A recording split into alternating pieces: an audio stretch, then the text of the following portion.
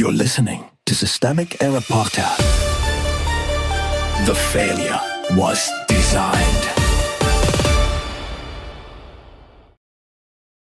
Ticked off all his grievances, NYT reveals odd irony behind Trump's NATO antics based on an article by Matthew Chapman. Trump didn't split NATO, he'd exposed it. The center of power, Donald Trump held the loudest institutional position in the room, the U.S. presidency. That is the fact everything else revolves around. At the NATO summit in Turkey, he did not merely create chaos as a side effect of temperament. He used the authority of the office to dominate the conference with complaints, insults, and sudden escalations, including new airstrikes against Iran. That matters because the story is not about eccentricity. It is about a president who can turn a multilateral summit into a stage for unilateral punishment, while still occupying the alliance's most consequential seat. The split wasn't accidental. The New York Times described two summits at once, and that phrase is more revealing than the reporting seems to realize. One track was Trump's grievance theater, loyalty tests, mood swings, contempt for allies, and public confusion, so sloppy it produced mockery over Zelenskyy, Putin, and the fictional Islamic Republic of Japan. The other track was the real business of the alliance: more military spending, more transatlantic industrial cooperation, and continued support for Ukraine. In other words, the formal machinery kept moving while the U.S. president performed disorder. That is not a healthy split.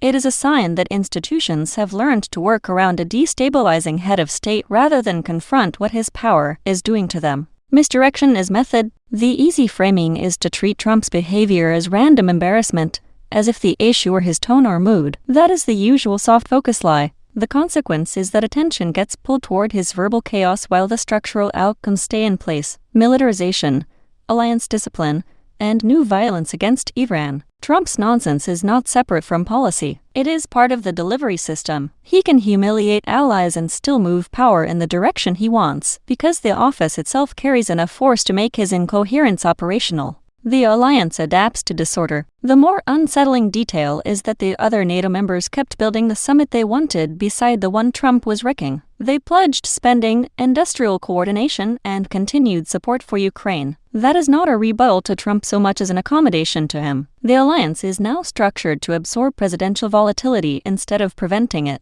Erdogan's role as a stabilizing presence because of his friendly ties with Trump says the quiet part out loud. Stability is being outsourced to personal rapport between leaders, not to democratic accountability or institutional restraint. That is a brittle arrangement, and everyone in the room knows it. What this reveals: this story is not about one embarrassing summit. It shows how authoritarian politics works inside supposedly stable institutions.